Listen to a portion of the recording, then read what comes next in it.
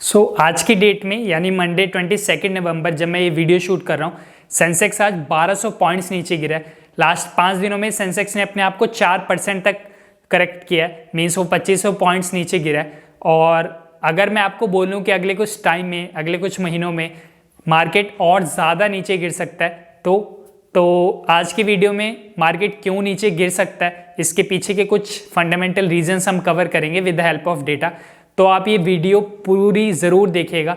अगर आप ये वीडियो पूरी देखेंगे तब आपको वो पूरी स्टोरी पता लगेगी कि क्यों मार्केट बुल रन में इतना ज़्यादा ऊपर गया और क्यों अब वो फैक्टर्स चेंज हो रहे हैं जिसके कारण मार्केट आने वाले टाइम में गिर सकता है। आज की वीडियो से मैं आपको डराना नहीं चाहता और ना ही मैं ये विश्वास के साथ क्लेम करना चाहता हूँ कि मार्केट गिरेगा ही गिरेगा, बल्कि आज की वीडियो का पर्पस ये है कि लास्ट 1.5-2 साल में बुल रन के पीछे जो फैक्टर्स थे उन फैक्टर्स में अब चेंजेस आने लगे हैं। तो अगर फैक्टर्स में चेंजेस आ रहे हैं तो ऑब्वियसली हम ये एक्सपेक्ट कर सकते हैं कि आने वाले टाइम में मार्केट अपने आप को करेक्ट करेगा और मार्केट शायद थोड़ा बहुत गिर सकता है। तो अगर मार्केट गिरेगा और कैसे आपको बैक ऑफ द माइंड उसके लिए प्रिपेयर रहना है, तो आज की वीडियो का पर्पस बेसिकली वही है। रिसेंटली मैंने एक यूट्यूब वीडियो बनाई थी जिसमें मैंने लास्ट 1.5-2 साल में जो इंडिया का बुल रन रहा उसके पीछे के 5 बड़े रीजंस को कवर किया था with the help of data. तो उन 5 रीजंस में अब थोड़े बहुत चेंजेस आ रहे हैं, तो इसलिए मैं पहले रिक्वेस्ट करूंगा आपसे कि अगर आपने हमारी वो वाली वीडियो नहीं देखी तो पहले प्लीज़ उस वीडियो को ज़रूर देखें, क्योंकि वो वीडियो और आज की वीडियो आपस में इंटरकनेक्टेड है। जो वो 5 रीजंस थे, अब वो उनमें जो थोड़े बहुत चेंजेस आ रहे हैं उन्हीं चेंजेस को आज हम इस वीडियो में हाईलाइट करेंगे, again with the help of data. उस वीडियो को आप यहाँ पे आई बटन पे क्लिक करके भी देख सकते हैं और पहले ज़रूर उस वीडियो को देखें, तब आपको ये वीडियो ज़्यादा अच्छे से समझ आएगा। जिन लोगों ने वो वीडियो हमारी ऑलरेडी देखी हुई है तो उनको एक समरी के फॉर्म में मैं अभी वो 5 पॉइंट्स दोबारा रिमाइंड करवा देता हूँ। तो उस वीडियो में हमने डिस्कस किया था कि जो इंडिया का क्रेजी बुल रन रहा था लास्ट 1.5-2 साल में, उसके पीछे जो 5 बड़े रीजन थे उसमें सबसे बड़ा रीजन था लिक्विडिटी फ्रॉम फॉरेन इन्वेस्टर्स। जैसा उस वीडियो में मैंने आपको बताया था कि बहुत ज़्यादा मनी प्रिंटिंग हुई है कोविड के टाइम, हर सेंट्रल बैंक ने बहुत ज़्यादा मनी प्रिंटिंग की है और फेडरल रिजर्व की बैलेंस शीट और यूरोपियन सेंट्रल बैंक की बैलेंस शीट भी ऑलमोस्ट लास्ट 1.5-2 साल में डबल हो गई थी। तो जो वो पैसा इकोनॉमी में फ्लो आया और इतनी ज़्यादा लिक्विडिटी बढ़ी, वो हाई ग्रोथ मार्केट्स में वो पैसा इन्वेस्ट हुआ है। रिटर्न्स की खोज में वो सारा पैसा इंडिया जैसे हाई ग्रोथ मार्केट में वो इन्वेस्ट हुआ था। तो वो एक रीज़न था कि लिक्विडिटी इतनी ज़्यादा थी, इसलिए वो बुल रन काफ़ी फ्लरिश किया। सेकेंड पॉइंट जो हमने उस वीडियो में डिस्कस किया था वो था कॉर्पोरेट इंडियाज डिलीवरेजिंग। लो रेपो रेट की वजह से लो इंटरेस्ट रेट का माहौल था कंट्री में। जो भी हमें अपने लोन्स के ऊपर इंटरेस्ट देना पड़ता था वो काफ़ी कम हो चुके थे कोविड के टाइम में। इस वजह से जो भी इंडिया की कॉर्पोरेट कंपनीज थी जिनके ऊपर बहुत सारा डेट था, उन्होंने इस टाइम का फ़ायदा उठा के अपना बहुत सारा डेट पे कर दिया। तो उन्होंने अपना डेट बर्डन कम किया। तो डेट बर्डन कम हुआ तो ऑब्वियसली जो उनको उस डेट के ऊपर इंटरेस्ट पे करना पड़ता था बैंक्स को, वो भी काफ़ी कम हो गया। तो डेट कम हुआ, इंटरेस्ट कम हुआ, तो ऑब्वियसली उनका नेट प्रॉफिट्स, उनके अर्निंग्स काफ़ी ज़्यादा इंप्रूव्ड दिखेंगे अगले कुछ टाइम में आपको। तो ये काफ़ी फ़ायदा हुआ उन कंपनीज को जिनके ऊपर बहुत ज़्यादा हैवी डेट था। और सेकेंडली, अगर कंपनीज ने अपना डेट वापस किया बैंक्स को तो ऑब्वियसली बैंक को फ़ायदा हुआ। बैंक्स को अपना जो भी ऐसा लोन्स था जहाँ बैंक को उम्मीद नहीं थी पैसा वापस आने की, वो पैसा भी उनको वापस मिल गया, उनका एनपीए कम हो गया। तो इस वजह से बैंक्स की अर्निंग्स भी काफ़ी इंप्रूव हुई और बैंक्स का काफ़ी ज़्यादा बड़ा परसेंटेज है निफ्टी में, तो इसलिए निफ्टी काफ़ी राइज हुआ था बिकॉज बैंक्स के ओवरऑल फाइनेंशियल स्टेबिलिटी काफ़ी इंक्रीज हुई। थर्ड पॉइंट था डाइवर्सिफाइड सोर्स ऑफ इनकम और ओवरसीज सोर्स ऑफ इनकम। हमने जैसे देखा था कि आईटी सेक्टर निफ्टी 50 में 18% वेटेज रखती है और आईटी कंपनीज जो भी इंडिया की मेजर आईटी कंपनीज हैं उनका 50% से भी ज़्यादा रेवेन्यू ओवरसीज मार्केट से आ रहा था। तो वो एक बुल रन में काफ़ी अच्छी चीज़ रही कि ओवरसीज मार्केट से जो अर्निंग्स हो रही थी तो वो उनकी अर्निंग्स थोड़ी डाइवर्सिफाइड होगी, उनको सिर्फ इंडियन मार्केट पे डिपेंड नहीं करना पड़ रहा था और इसका एक काफ़ी पॉजिटिव इम्पैक्ट था निफ्टी 50 पे। फोर्थ पॉइंट हमने जो डिस्कस किया था वो था राइज ऑफ रिटेल इन्वेस्टर्स। अप्रैल 2020 जब से लॉकडाउन हुआ था और अभी लास्ट अक्टूबर 2021 तक हर महीने ऑन एन एवरेज 10 से 12 लाख डीमैट अकाउंट ओपन हुए हैं। तो इतनी ज़्यादा रिटेल इन्वेस्टर्स मार्केट में पार्टिसिपेट करने आए थे तो उसका काफ़ी ज़्यादा फायदा निफ्टी को मिला था। एंड सेकेंडली, हमने ये भी देखा था कि 10 से 12 हज़ार करोड़ की SIPs, monthly SIPs daily mutual funds में इन्वेस्ट हो रही हैं। तो लास्ट कुछ महीनों में 7-8 महीनों में 10,000 से 12,000 करोड़ तक की SIP इन्वेस्टमेंट इनफ्लो हो रही थी, जो कि एक बहुत पॉजिटिव इम्पैक्ट था। सो फिफ्थ पॉइंट जो हमने लास्ट पॉइंट डिस्कस किया था वो था स्ट्रॉन्ग कॉर्पोरेट अर्निंग्स। सो एनालिस्ट और रिसर्चर्स ये प्रेडिक्ट कर रहे थे कि निफ्टी 50 कंपनीज की अगले 3 सालों में अर्निंग्स काफ़ी ज़्यादा अच्छी होने वाली हैं, काफ़ी ज़्यादा इंप्रूव करेंगी। और उसका रीज़न यही था कि जो भी हमने फैक्टर्स ऑलरेडी डिस्कस किए थे और प्लस जो भी इकोनॉमिक और मॉनेटरी पॉलिसीज रहने वाली थी उसकी वजह से कंपनीज को अगले कुछ सालों में बहुत ज़्यादा बेनिफिट दिखने वाला था। तो वो स्ट्रॉन्ग EPS प्रिडिक्शन होने की वजह से निफ्टी 50 की 50 कंपनीज की निफ्टी को काफ़ी ज़्यादा हायर वैल्यूएशन मिल रही थी और काफ़ी ज़्यादा पैसा निफ्टी में इन्वेस्ट हो रहा था, स्टॉक मार्केट में इन्वेस्ट हो रहा था। सो ये वो 5 पॉइंट थे जो उस वीडियो में हमने डिस्कस किए थे कि जो भी 1.5-2 साल का इंडिया का बुल रन रहा उसके पीछे बड़े मेन रीज़न क्या थे। तो उसमें एक पॉइंट मैं ऐड करना जो भूल गया था वो ये था कि हमने जैसे देखा कि फेडरल रिजर्व और यूरोपियन सेंट्रल बैंक की बैलेंस शीट डबल हुई थी, बहुत ज़्यादा मनी प्रिंटिंग हुई ऑब्वियसली ताकि वो कोविड से फाइट कर सके। बट वो सारा का सारा पैसा इंडिया में ही क्यों आया, इसके पीछे एक बड़ा इंटरेस्टिंग रीज़न है, एक बड़ा इंटरेस्टिंग कॉन्सेप्ट है। सो फॉर एग्जाम्पल सपोज कीजिए कि $1 75 रुपीज़ का है कोविड से पहले, कि जब मनी प्रिंटिंग डॉलर की प्रिंटिंग इतनी ज़्यादा नहीं हुई थी। बट अब क्योंकि डॉलर इतना ज़्यादा प्रिंट हुआ तो ऑब्वियसली जब भी करेंसी बहुत ज़्यादा प्रिंट होती है तो उसकी डिवैल्यूएशन होती है, मतलब वो करेंसी की वैल्यू थोड़ी डिक्रीज होती है। तो कोविड के टाइम इमेजिन कीजिए कि $1 वॉज इक्वल टू 70 रुपीज़। सो कोई फॉरेन इन्वेस्टर है जिसने इंडिया के स्टॉक मार्केट में अगर सपोज इन्वेस्ट किया होता और अगर मान लीजिए कि 100 रुपये इन्वेस्ट किए होते और अगर वो 100 रुपये की स्टॉक्स अब सेल करेगा, ये कोविड से पहले की बात लेते हैं, तो उसको कितने डॉलर्स वापस मिलते? 100 divided by 75 which is equal to $1.33, क्योंकि उस समय $1 वॉज 75 रुपीज़, तो उसको इतने डॉलर्स वापस मिलते।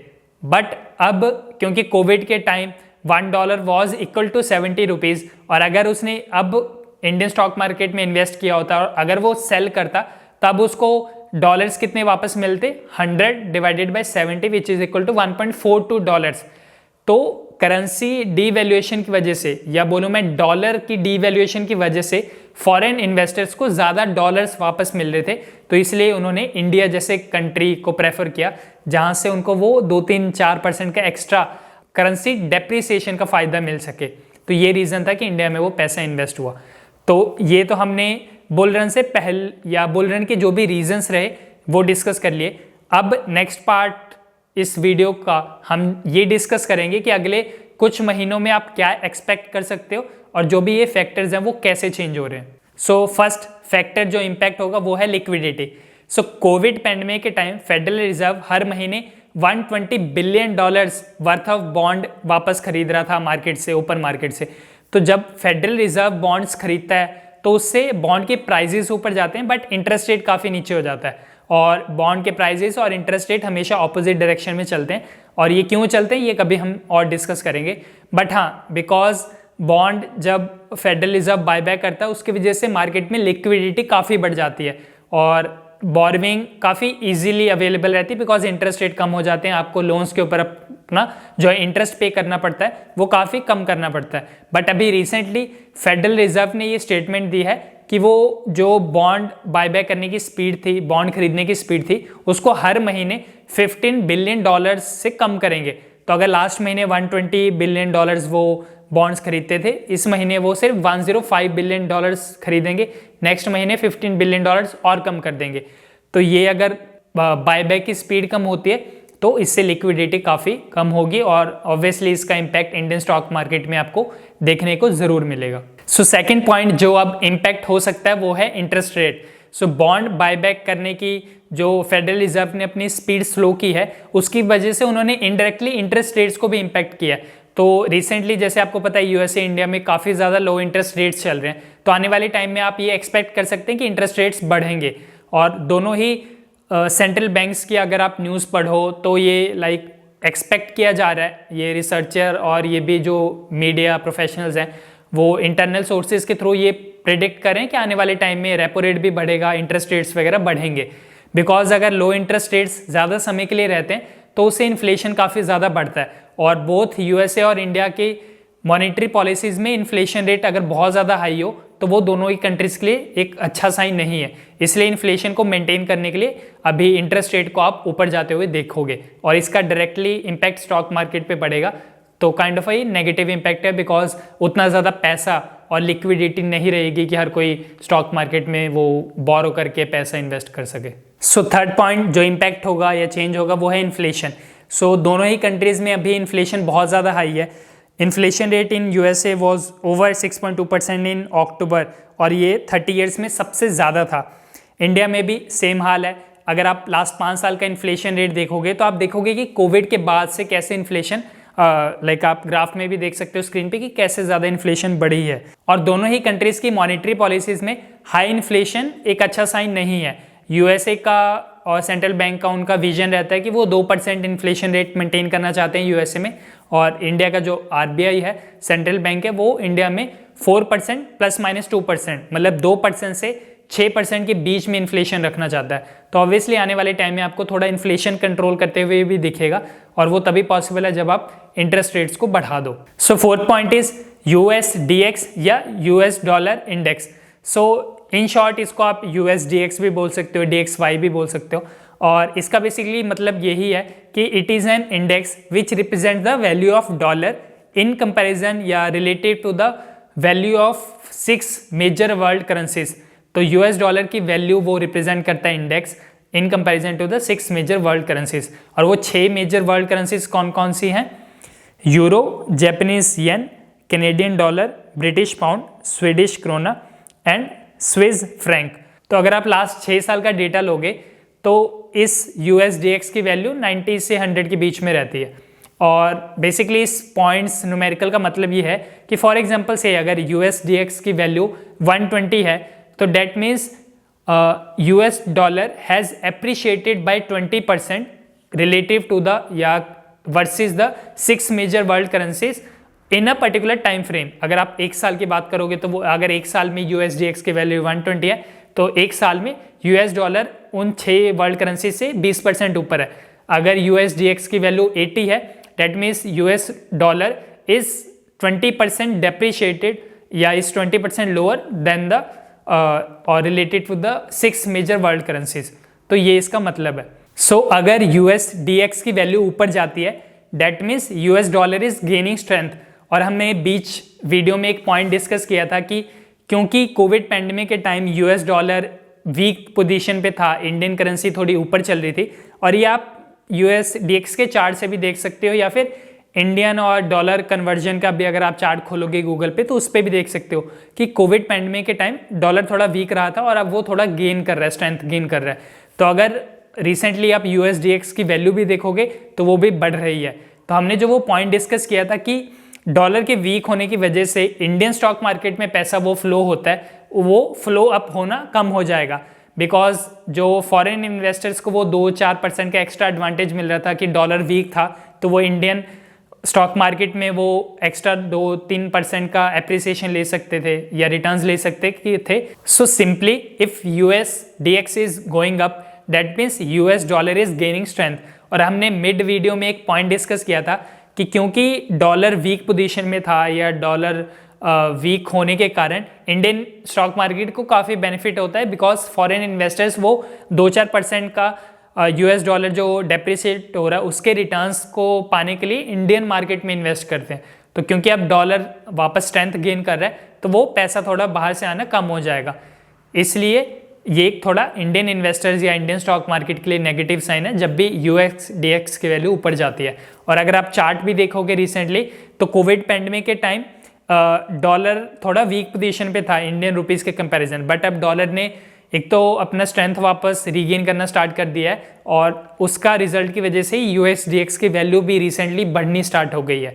तो ये एक थोड़ा अनफेवरेबल फैक्टर है जो आगे लाइक इंडियन इक्विटी मार्केट में प्ले करने वाला है। सो ये जो हमने चारों पॉइंट्स डिस्कस किए कि लिक्विडिटी कम हो रही है, इंटरेस्ट रेट बढ़ने वाले हैं, inflation already all time high पे उसको भी कंट्रोल करना है, USDX की वैल्यू बढ़ रही है, ये सारे फैक्टर्स एक बेसिकली हाईलाइट करते हैं कि मे बी आने वाले टाइम में अगले कुछ 3-4 महीनों में 6 महीनों में Indian stock market may be consolidate कर सकता है अपने आप को, या मे बी वो फॉल भी कर सकता है, हल्का बहुत करेक्ट कर सकता है।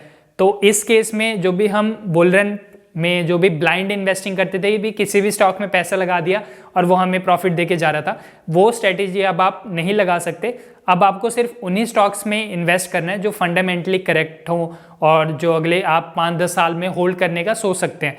तो अच्छी कंपनीज फाइनेंशियली जो साउंड है और जिनका मैनेजमेंट अच्छा है, जिनमें आपको कुछ फ्यूचर दिख रहा हो, सिर्फ उन्हीं कंपनीज में अब इन्वेस्ट कीजिए, कभी ब्लाइंड इन्वेस्टिंग मत कीजिए। सो आज की वीडियो से बेसिकली ये हमारा मोटिव था कि आपको डराना नहीं है, बल्कि जस्ट आपको एक हिंट देना है कि अब चीज़ें चेंज हो सकती हैं या होने वाली हैं।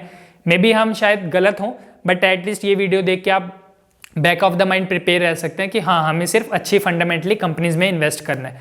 सो आज की वीडियो के लिए बस इतना ही। तो आपको क्या लगता है कि मार्केट फॉल करेगा या नहीं करेगा? अपने व्यूज़ ज़रूर हमें कमेंट करके बताएं। रिसर्च हमारी अगर ऐसी अच्छी लग रही है आपको तो प्लीज़ चैनल को सब्सक्राइब ज़रूर करें, ताकि हमें ऐसी मोटिवेशन मिलती रहे अच्छे से अच्छी वीडियो बनाने के लिए। सो मिलते हैं नेक्स्ट वीडियो में, तब तक के लिए bye bye and as always keep learning.